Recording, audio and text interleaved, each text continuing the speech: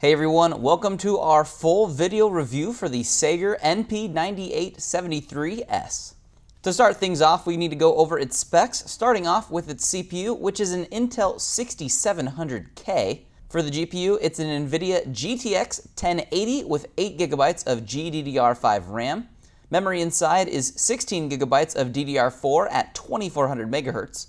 Storage included is a 256GB M.2 SSD and a 1TB 7200 RPM hard disk drive.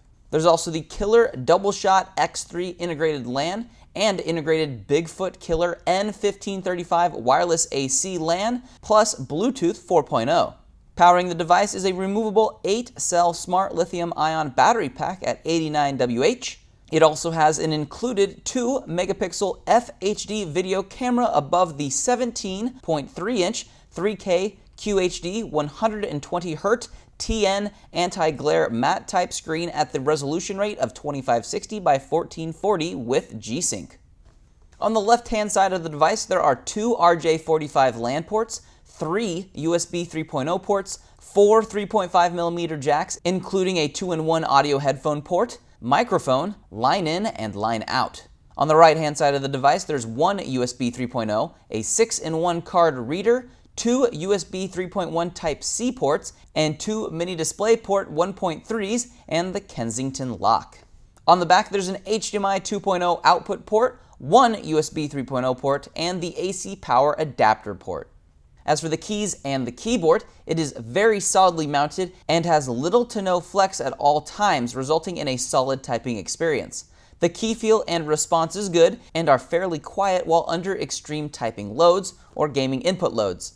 There is also customizable backlighting that can be tweaked to fit your style, and you can also change the color of the LEDs on the top panel of the laptop too. The touchpad has a matte finish and a smooth feel with good accuracy. In the top left corner built into the touchpad, there is a cutout for the integrated fingerprint scanner, but seems to be far enough out of the way of the rest of the touchpad to not cause any problems. The left and right click buttons are individual from each other and the touchpad, which is a feature I like to see so you don't have any accidental misclicks. As for the viewing angles, the large 17.3-inch screen has pretty good color representation, and the hinge angle opens up to around 140 degrees. Viewing angles are solid, and the 3K resolution helps out depending on your angle. Included in the box with the NP9873-S is a user manual and driver CD, and there is also a cloth for the screen.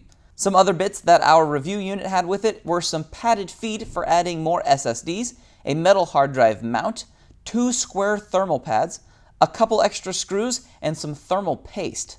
It also came with an NVIDIA badge that you can stick to your laptop because you have a fancy 1080, and of course the included power brick and cables. The overall weight of the device with its included power plugs is 14 pounds if you were thinking about carrying this powerhouse around. As for the temperatures of the device while gaming, most of the heat on the keytop surface stays at a reasonable level, with heat building up in the top right corner where the GPU is located. The heat disbursement out of the back is lower on the CPU side and is a bit warmer over where the GPU sits. All exhaust heat exits through the rear of the device away from the user. For sound levels, we did our test 2 different ways. First with the device set to its automatic fan speeds, and a second time maxing the fans out. First, levels were lower for a machine of this power, around 41 decibels out in front. Turning the fans on manually does make it a bit louder, as you can see. Next, we moved our meter up right in front of the device and had readings around 48. Once again, a pretty low number. But turning the fans onto manual again moves that volume up a lot. And at the rear of the device, by the GPU, we had sound levels, while under normal gaming loads, with the automatic fan settings around 55 decibels. One of the lower numbers I've seen on a laptop recently. But turning the fans onto max speeds, I also saw some of the highest numbers I've seen too. So I guess that would mean that it doesn't have to run them at full blast while you're playing games, but you can turn them off if you want to cool things down a bit. It'll definitely support that. As for our benchmarks, we started things off with Firestrike and got a score of 16,223, which is a very good score for a laptop and puts this as a pretty top-tier device when it comes to tests. Our Cinebench test was next. We first ran OpenGL and averaged 136 FPS. And as for our CPU test, we got 847 CB. Next, we ran Crystal Disk, looking at the sequential speeds for its read and write. Starting off with the M.2 SSD, we saw 457.4 for the read and 471.6 for the write.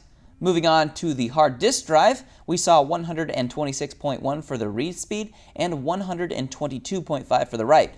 Next, we moved on to our real-world testing, starting things off with Gears of War 4 for our first test.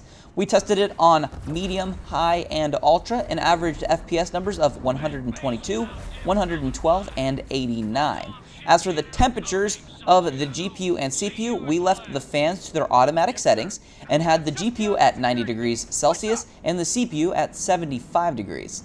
Next, we moved things on to Grand Theft Auto 5, first maxed out with no MSAA and averaged 116 FPS. Next, we moved it on with the same settings, but added the advanced settings as well and averaged 84 FPS.